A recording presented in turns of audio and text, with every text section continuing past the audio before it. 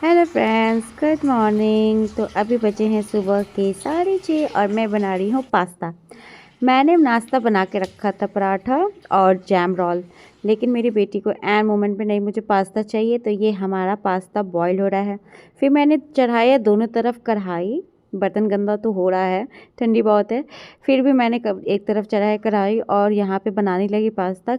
Jam role मैंने बना के दे दिया था और शर्त यही था हिमानी की कि तुम पहले जैम रोल ख़त्म करोगे फिर पास्ता को हाथ लगाओगी, तुम्हें कसम है, मेरी मेरी कसम है। उसने बोला था हाँ मम्मा, मैं पहले जैम रोल ख़त्म करूँगी, उसके बाद ही पास्ता खाऊंगी। तो यहाँ पे मैं जल्दी जल्दी बना रही हूँ। मेरी हालत देख सकते हो, सुबह उठते ही मैं सबसे पहले आ जाती हूँ किचन में। और मुझे ठंडी भी लग रही थी, लेकिन अगर मैं कुछ भी ले लेती ना तो काम करने में प्रॉब्लम होती, क्योंकि जो उसका वैन है वो आने ही वाला था। यहाँ मैंने पास्ता में डाला, उसके बाद से मैं जल्दी जल्दी अपने पति का भी नाश्ता बनाने लगी थी, क्योंकि हमारी जो हाउस हेल्पर हैं वो 9 बजे के पहले तक आ जाती है। तो मैं यही चाहती हूँ कि नाश्ता वगैरह बन जाए और गैस मेरा साफ़ हो जाए, क्योंकि गरम गैस साफ़ नहीं करते हैं। एक तो टूटने की भी डर रहती है, और सेकंड थिंग कि गरम चूल्हा कभी साफ़ नहीं करते, लक्ष्मी रूठ जाती हैं।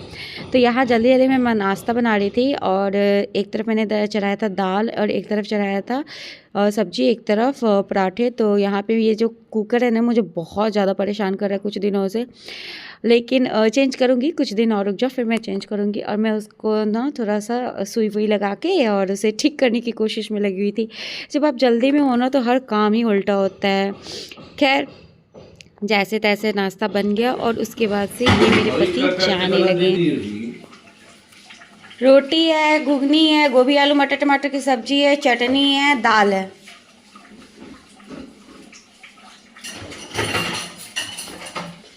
जल्दी जाओ, जल्दी जाओ।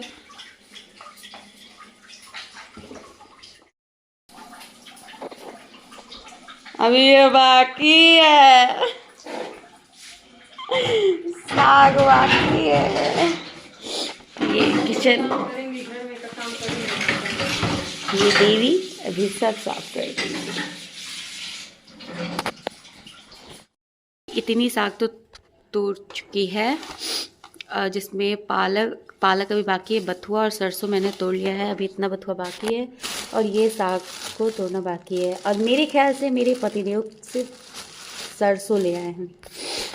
और यहाँ पे हमें लहसुन के पत्ते को भी तोड़ के फ्रेश करके रखना है, मूली को छिल कर रखना है, और पत्ता गोभी गाजर है, मिक्स वेज बनने को आया है, तो इसे हम बनाएंगे मोमोज़। तो यहाँ पे मैंने सब कुछ तोड़ लिया था और अब मैं इन सब की सफाई करती हूँ। तो जो भी हमारी सब्ज़ी वगैरह आती है ना, लगभग मैं 4 to 5 डेज़ का वो पैक करके रख देती हूँ। और मैं ऐसे नहीं रखती, मैं टाइम निकाल कर किसी दिन अच्छे से जब आता है तो नेक्स्ट डे मैं सबको साफ़ करके काट वाट के और सब ऐसे कंटेनर में स्टोर करके रख देती हूँ, क्योंकि आप देख सकते हो सुबह में बहुत भागम भाग हो जाती है इस वजह से। तो ये प्याज का पत्ता, लहसुन का पत्ता और ये सारे कंटेनर में मैं साफ़ कर करके रखती हूँ, ताकि सुबह में जब हम उठें और बनाने जाएं तो उसे साफ़ करना, तोड़ना फोड़ना, काटना पीटना ना रहे, इस वजह से। और टमाटर, प्याज वगैरह और टमाटर और मिर्ची वगैरह होता है, वो सब भी धुल के रख देती हूँ, क्योंकि आप अगर काम करने जा रहे हो ना, अगर धुलने लगो ना तो अगर सब मिनट्स को ऐड कर दो तो 5 मिनट्स लग जाते हैं सब काम करने में। और सुबह के टाइम में एक एक मिनट, एक एक सेकेंड बहुत वैल्यूएबल होता है, क्योंकि जो जॉब में है वो जानते ही हैं कि अटेंडेंस कट जाती है। कई बार होता है कि मेरे हस्बैंड जो होते हैं वो लंच छोड़ के चले जाते हैं अटेंडेंस की वजह से, कि अगर 1 मिनट भी लेट हो गया तो अटेंडेंस कट जाएगी। सो मेरा जो माइंडसेट होता है ऐसा कि सबको ऑन टाइम में ऑफिस, स्कूल वगैरह भेज दूँ। तो यहाँ पे सारे कंटेनर्स में मैं धुल के रखती हूँ। अब इसमें जो होता है ना पानी ख़त्म आ जाएगा, कंटेनर में रखा है और इस कंटेनर में से पानी यहाँ निकल जाता है। तो जब ये पूरा सूख जाएगा ना तो पानी ऐसे ड्रेन आउट करके रख दूँगी। और ये साग में बहुत गंदगी होती है, जैसे मिट्टी वगैरह होते हैं ना, तो इसे मैं अभी आधे घंटे तक ऐसे ही रख दूँगी, ताकि इसकी जो भी मिट्टी है ना वो मेल्ट होकर पानी में आ जाए।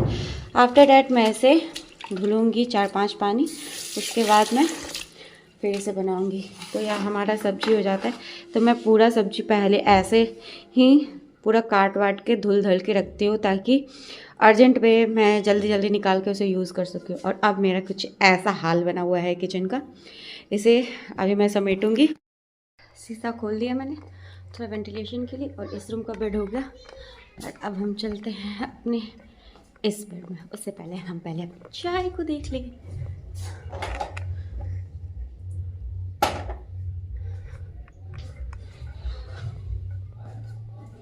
ये रूम तो इतना नर्क रहता है ना, बच्चों के जाने के बाद, हस्बैंड के जाने के बाद।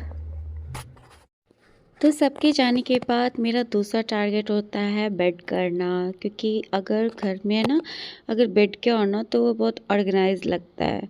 तो मैंने एक तरफ अपनी चाय चढ़ाई थी और दूसरी तरफ मैं यहाँ पे बेड करने लगी थी। ना जाने कहाँ से इतने कपड़े आते हैं भाई, जब आप पहनने जाओ तो आपके पास कपड़ा नहीं रहता है, बट आप जब काम करते हो तो आपको घर में सिर्फ कपड़े ही कपड़े दिखते हैं। तो यहाँ पे उस कपड़े से निकल के इस कपड़े पे आई, तो ये धुल के रखा हुआ था कपड़ा और इसे हैंगर में लगाना था। तो इस घर में ना 2 पार्ट था, एक लॉबी थी और एक बेडरूम था, तो उसको मैंने तुड़वा दिया था। और यहाँ पे मेरा बेटा पढ़ाई करने लगा, तो मैंने कहा तुम पढ़ाई करो, तो फिर मैं नहा धा के यहाँ पे पूजा करने लगी।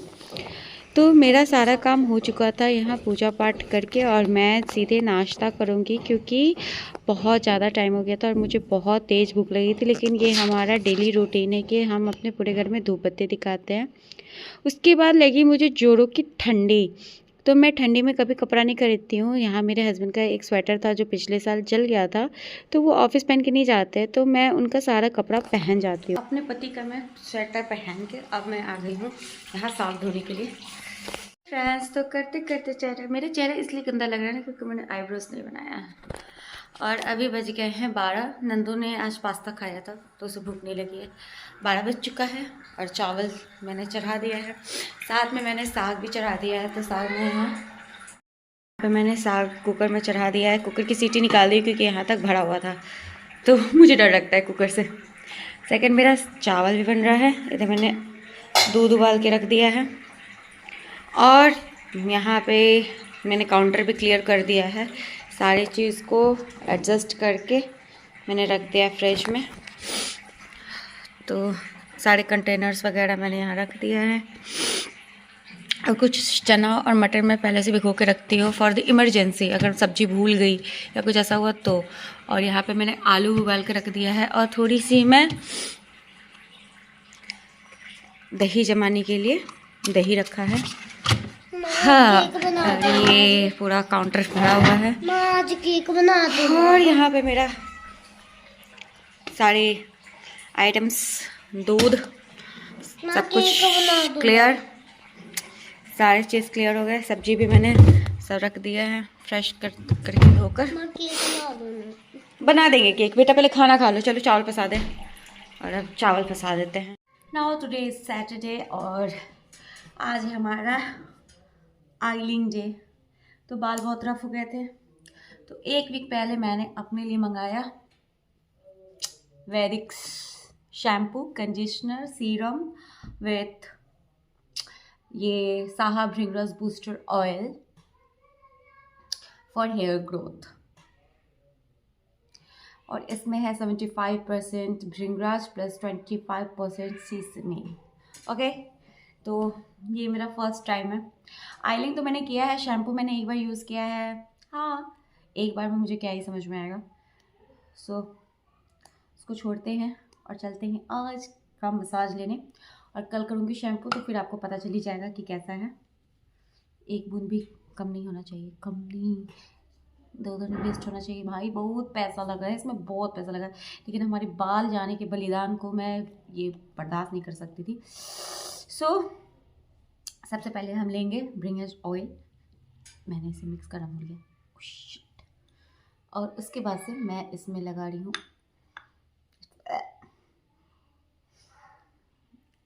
और ये थोड़ा सा ऑलमोस्ट 1 टेबल स्पून। उसके साथ मैं इसमें ऐड करूँगी ऑयल। तो बड़ा अच्छा सिस्टम है इसका। और ये हो गया है पूरा फ्रिज। निकल जा, निकल जा। ये ऐसे नहीं निकलेगा क्योंकि ये हो गया है इसमें। इसको लगाने के बाद में मुझे आधा घंटे जाके धूप में बैठना पड़ेगा ताकि ओ शिट, महंगा है, महंगा है, इधर उधर नहीं जाओ, महंगा है। गिर गया। इसके साथ मुझे जाके बैठना पड़ेगा छत पे क्योंकि निकल जाओ। इसे देख के कुछ और याद मत करना प्लीज। यक। और कोई खाना खाते वक्त मुझे गाली भी मत देना याद करके। चेहरा कितना रफ हो गया है ना, आज मैंने कुछ भी नहीं लगाया है। और जनरली मैं पूरे दिन लगाती नहीं हूँ। अगर मुझे बाहर नहीं जाना है तो मैं बिल्कुल भी चेहरे पे कुछ नहीं लगाती, ना मॉइस्चराइजर ना क्रीम, कुछ भी नहीं, क्योंकि सब में केमिकल्स होते हैं भाई। और वे केमिकल का दिन है। जब मैंने लास्ट 1 to 2 ईयर्स से आयरनिंग और बहुत सारा शैम्पू कंडीशनर यूज़ किया, उसके बाद ही से ही मेरे ये नंगू पंगू हो गए हैं बाल। उससे पहले तो आपने मेरा बाल देखा है कितना अच्छा था। तो ये हमने किया mix mix mix mix mix mix. और इसे मैं लगाऊंगी अपने पहले स्कैल्प में।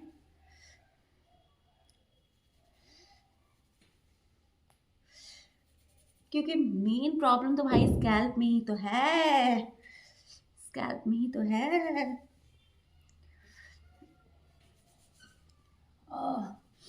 बदबू देता है यार लेकिन ये शैम्पू। लेकिन हर अमृत चीज जो होता है ना वो थोड़ा सा दुख देता है। ऑयलिंग अच्छे से हो गई है, थोड़ा सा और लगा लो क्या?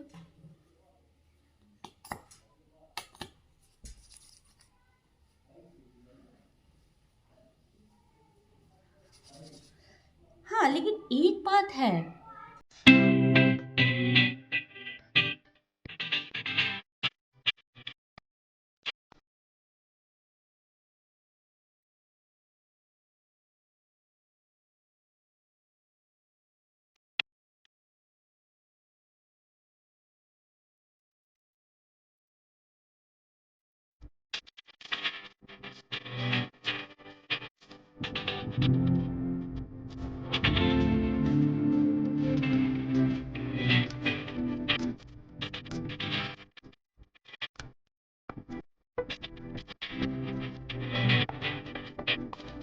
दिन का दिनचर्या कुछ ऐसे होता है कि हम एक नाक से सांस लेते हैं तो दूसरे नाक से छोड़ने का टाइम नहीं रहता है। और अभी मुझे फिर एक ट्रिप कपड़ा में लगाना है। और इतना करने के बाद मेरे हस्बैंड आगे पूछते हैं कि तुम दिन भर करती क्या हो? भाई कुछ नहीं, मूंगफली छिलके खाती हूँ। और बोलो क्या बोलना है? मूंगफली मूंगफली छिलके खाती हूँ। हाँ चलिए कपड़ा लेकर आते हैं और मशीन में दूसरी ट्रिप को लगाते हैं और इस ट्रिप में फिर अपना एक कपड़ा लगाते हैं।